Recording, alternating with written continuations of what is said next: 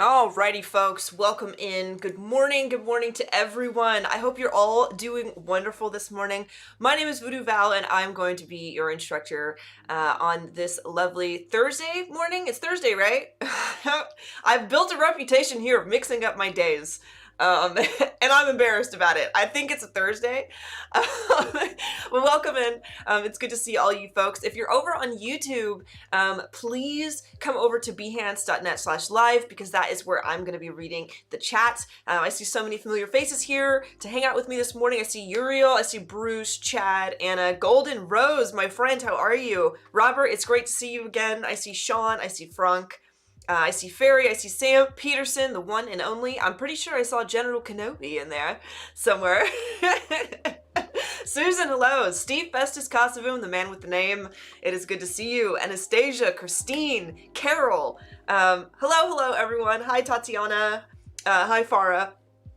Okay, so today I have kind of an interesting challenge planned for you folks. We're going to get into how you can join me, where you need to go to get all of the starter files and all that good stuff so that you can participate in today's challenge. And I'm also going to talk to you about why we're doing the challenge we're doing today. The past couple of days, I did challenges where I gave you folks prompts and tried to encourage you to create something for these challenges that had a real-world application.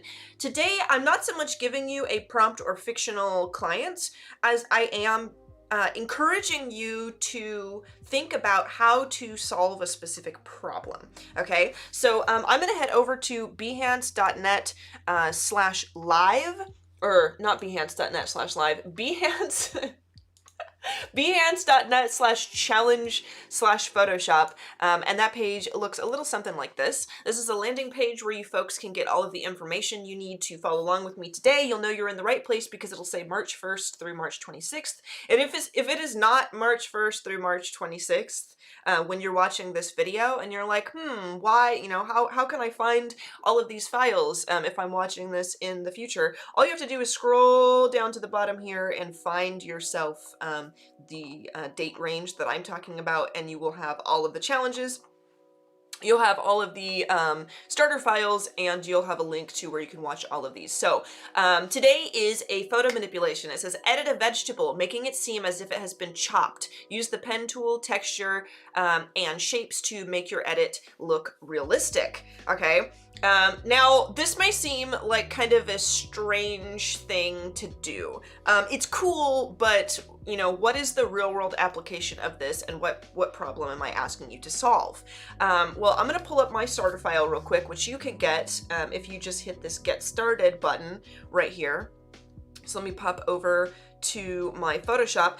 This is what you will see in the challenge starter file. It's got the little description of today's challenge, as well as 3 free assets that you can get from Adobe Stock. I've got some images of radishes in here, and I've also made myself a nice library of images over here that I can use. I've added myself in like a kind of a texture, and I did not include that texture in the starter file because I decided to add it after I created them. But the purpose of the texture is it's kind of important for you to go find a texture on your own and search for it because of the problem solving we're getting into today. So I'm going to go ahead and open up one of these radish images, and we're going to talk about what we're doing today.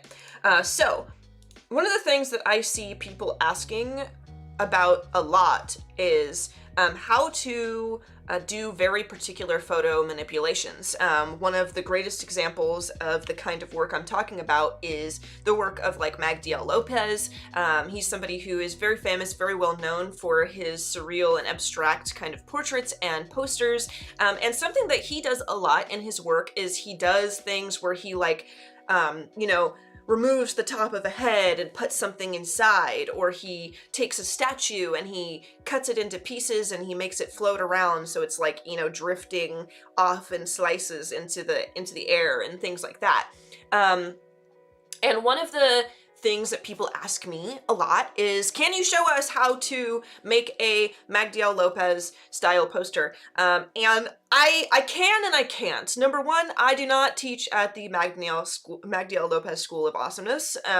There's not many people that do. because that guy is super cool. But what I can do is give you an easy starting point where you can experiment with that sort of thing yourself. So we're gonna be kind of slicing and cutting and moving around some radishes today. And the reason why I've chosen radishes is because a lot of you may find, and I would like to know in the chat if any of you have ever felt like this, if you've ever attempted to do something like that, especially with a human subject, your very first attempt may be kind of lame, you know, like you look at it and you're like, this is not really that great, you know, you're trying to kind of get it to be like Magdiel Lopez or like any of these other like really cool poster creators, you know, and when you do it yourself, it kind of falls flat. I have a theory that the reason why that is because when you try a new, very intricate kind of technique for creating a poster like that for the very first time with a human subject, sometimes it can be very easy to lose your way. And this is because when you're using a human subject, the moment you start doing something that looks a little inhuman, if you're still learning and you're not executing that technique perfectly or just very, very well, it can be easy to stray into the uncanny valley. And the uncanny valley is this idea that trying to like kind of altering humans or like making humans that are not actually humans, you know, like 3D models or whatever, you can try and make them look so much like humans that they start to not look human at all. It starts to seem like very emotionally disconnected and consciously disconnected. And I think the same thing is true when you try to alter human images in an interesting way. You can very easily stray into something that just doesn't look natural, even though the purpose of you creating what you're creating is to be unnatural. So you have a link for that artist by chance, gents. Yeah, if you guys can find a link to Magdiel Lopez, he has been on Adobe Live before and he is wonderful. So what I'm gonna do here is we're gonna take this top radish right here, and we're going to cut it in half. And where the very first challenge that we did for this round of challenges was to do like a photo manipulation with something that is existing. We are now going to do a photo manipulation with something that does not exist. We're going to create our own center of this radish. And it's up to you how to do this. I'm going to show you how I do, and I want you to experiment in solving this problem of how you could go about making the inside of this radish. What tools can you use? So what I'm gonna do is, you see I hit C on my keyboard and I didn't crop with the crop tool. I just drug this over because I am going to just pull this radish right next to here so I can continue to look at my radish image for reference. I did add a bunch of other radish images into the starter file, as you saw, so you can use any of those. I liked this one the best, so that's what I'm gonna go with. I'm gonna grab my paint bucket tool, which is behind my gradient bucket over here. I'm gonna grab kind of a goldish color, and I'm gonna bucket that in just so that I'm not looking at transparency or looking at a white background, because we have a lot of white in the radish. And the first thing I'm gonna do is use my object selection tool and select this. Okay, I want to snag this radish that's right on the top. Now that worked, but you'll notice if I zoom in here, you can see how like around the very edges of this, it's not actually, like, it seems accurate, but there's little tiny artifacts here and there that are gonna make this look not very smooth. So if I Control J and duplicate that, Control T to free transform it, and then drag it over here, you can see around these edges how it's not really very clean. One of the ways that you can get a super clean selection is by using the pen tool. So I'm gonna hit P on my keyboard to select the pen tool, or you can come over here and select it from your tool panel here. And what I'm gonna do is I'm gonna up here in the drop down menu here, you can make a path or you can make a shape, you can make you can tell it to make whatever you want here. Some of you may have used the pen tool before, and something that I do is after I use the pen tool, it keeps its settings here, and then when I go to do something else with it, I forget to change these settings. So quick reminder to come up here and change these settings as you see fit. And real quick, I'm just gonna zoom in here and I'm going to kind of select and I'm gonna click here because I want to get this curve. And without letting go, I'm going to go ahead and drag my my cursor before letting go to get that nice soft curve. And you can see I am going out of lines just a little bit. That's okay. I can actually hold Control and move this point to make it a little more accurate. I can do that to this one here as well. And you can see how using the pen tool to create a selection can really go a long way to making like a perfect and precise selection. I can come in here and kind of mess with these curves a little bit and make them look super nice. There we go. We can come around on this side too. Let's kind of do some of that. There we go. I like that. And this is an easy thing to cut out. I think it's, you know, it's very circular. However, if you are not familiar with the pen tool, this will be a very nice bit of practice here for you, trying to kind of get the hang of using these Bezier curves.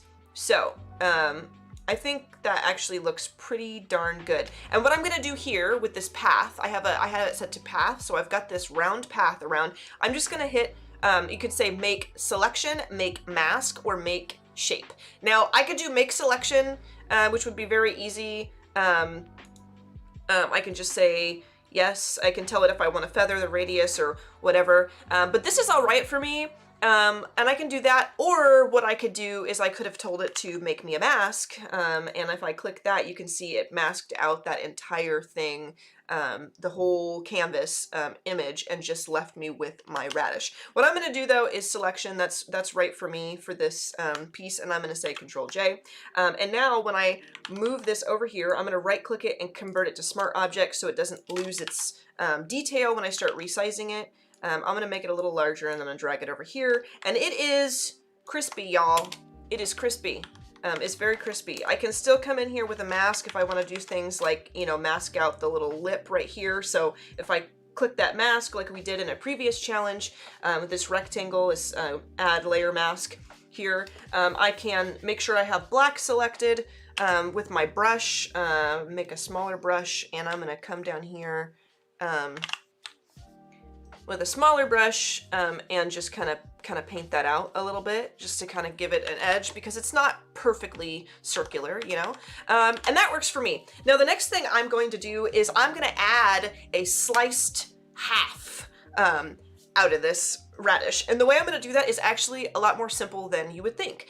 So I'm just going to grab my elliptical marquee tool here. If you don't see your elliptical marquee tool, the single row, single column, or rectangular marquee tool may be selected already. All you have to do is right click that and select the elliptical marquee tool from the tray. And what I'm going to do is I'm going to come over here and I am going to, oops, did I not? There we go. I'm going to drag an ellipse out here, okay, and then I'm gonna make sure I have a new layer with Control Shift N is new layer, and what I'm gonna do is I'm gonna paint bucket in kind of a off-white color. So I'm going to select this color from the inside of this radish here, and I'm going to paint bucket that in just like so, and then I'm going to Control T, because I would like to orient this a little differently. I'm trying to visualize what this would look like if it was like the half of this radish. I'm going to turn the fill down on this so that I can kind of see through this shape, and I am going to make sure this is right at the edge of our radish right here, and then I'm going to pull this down and make sure this is right at the edge of our radish down here. Perfect. Perfect, perfect, perfect. I'll hit enter, I'll crank that fill back up, and then on our, let's see, on our mask over here, I'm going to mask out the rest of this. In fact, I actually think first I do want to kind of back this up just a little bit, just a tiny bit, just to kind of give us less of a half. Let's see. There we go.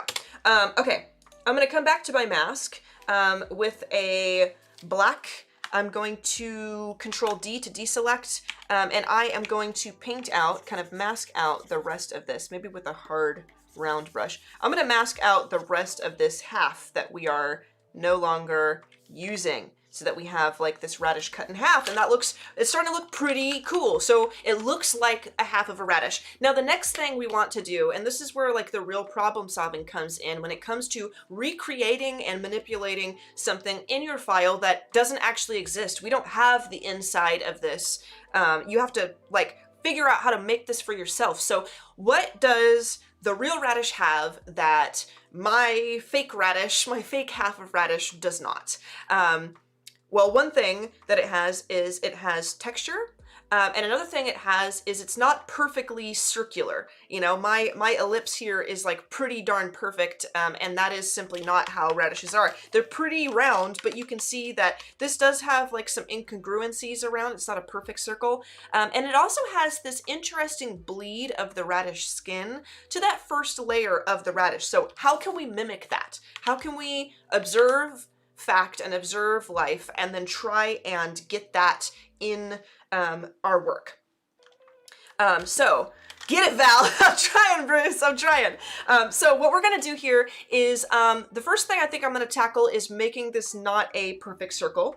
So again, with a mask on this ellipse, I'm going to call this slice so I remember where this is. I'm going to make a mask and I'm going to come in with a brush and black on that layer, maybe a softer brush but small, and I am going to kind of remove little bits out of the edge of this just to make it seem a little less perfect. Okay, like that. I'm just kind of taking that out of the edge. And now the next thing that we want to do is add that bleed of that red around it. Now you could double click and kind of go in and add a stroke to this, you know, like if we wanted to try it this way, you could add a stroke and make that stroke red. Or maybe sample a color from here. And that doesn't look too bad, but the thing is we want it to be more natural, more organic. And I actually think an interesting way to do that would actually just be to make a new layer. I'm going to call this bleed. I'm going to grab a soft round brush, and I know that I usually use a stylus for this, so in the essence of knowing that some of you don't have a stylus, I'm actually going to use my mouse for this part. I'm going to make this bleed a clipping mask onto our slice. I'm going to select a bit of this red color, and I'm just gonna come around and I'm gonna just kind of tap and add this kind of bleed color to the edge of my radish here. And I'm also gonna double check and make sure I'm not missing any top secret messages. No, I'm not. Okay. I'm just kind of, and I'm making it not perfect on purpose, because if you notice in our reference image, it has some thicker bleeds and some not so thick bleeds. I'll come in with an eraser, and I'm gonna kind of remove some from here just to, you know, to soften it up just a little bit. And then I'm gonna add another thing, and that thing is going to be some noise, because we can't just leave it perfect like that. We need to add a little bit of noise to it. So I'm gonna come up to filter, I'm gonna go to noise, and I'm going to go to add noise. And what I'm gonna do with this is, that actually looks cool already, and I would want it a little brighter, but this is fine. I'm going to make sure it's uniform and monochromatic. You may not have monochromatic, you know, kind of showing right when you do open this up, so feel free to experiment with what is best for your project, but I actually think that the first initial bit of this is great. So I'm just going to say okay. It gives it a little bit of texture, but that's not all the texture we need, because what else does the real radish have that our radish does not? And that is, if you zoom in here, it's got like these rutilations, you know, it's got like these, like, you know, because it is a root vegetable, right? So how can we solve that problem? I encourage you folks to look to unrelated things in order to create what you need, because some people would say, well, I need to put vegetable texture into this vegetable, so I better go look up vegetable textures. But I invite you to be a little more creative with what you choose. Use your imagination and think to yourself, well, what else is about this color, you know, or would be easy to edit the color of, what else has texture and veins, and what is something that has those things that is readily available to me and very easy to come by, you know, like, because I'm gonna need to go find this asset. And when I asked myself those questions, my answer was marble texture, because marble textures, they have everything we need. So I actually found this image last night. I invite you folks to go find something unrelated to vegetables and use it to make the vegetable texture and see what happens, and then let us know in the Discord what you used for the vegetable texture. But I'm just gonna drag this vegetable texture over here.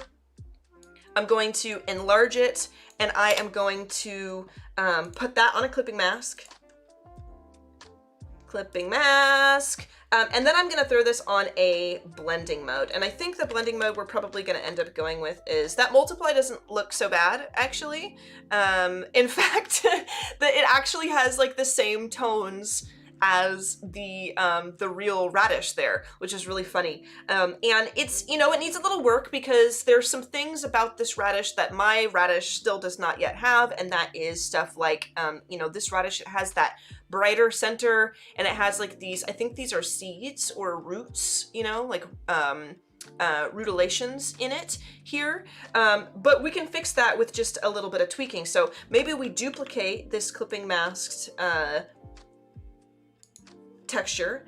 Maybe we find a different blending mode that will brighten this. So let's see, I'm gonna flip through my blending modes here, find something kind of bright, maybe.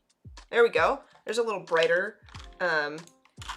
That's on divide. Now let's see if I can shrink this down and find like a cluster of this bright, yeah, like right there. I wonder what happens if I Control I to invert it.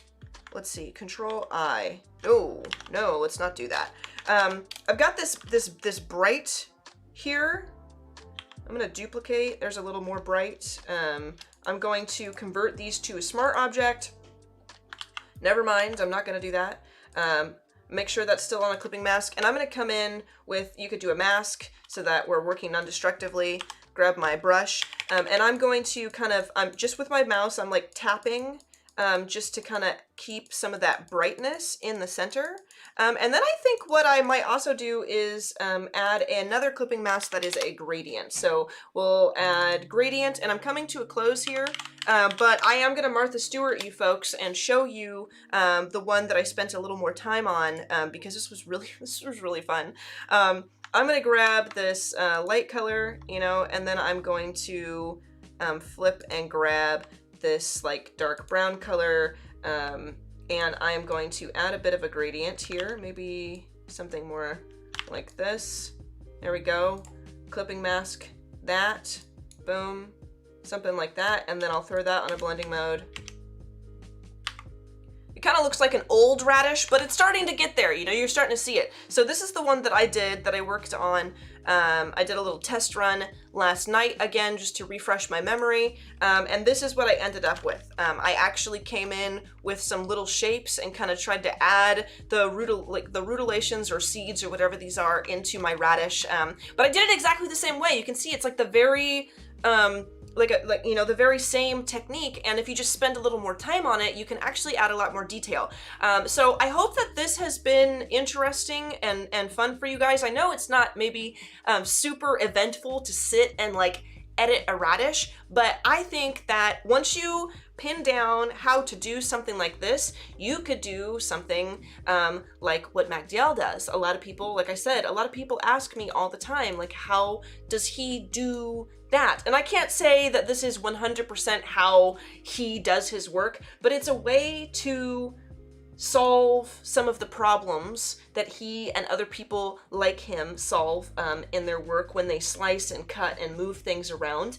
And I think that if you're looking for a way to create posters like that, but you find yourself, you know, like here's an example right here.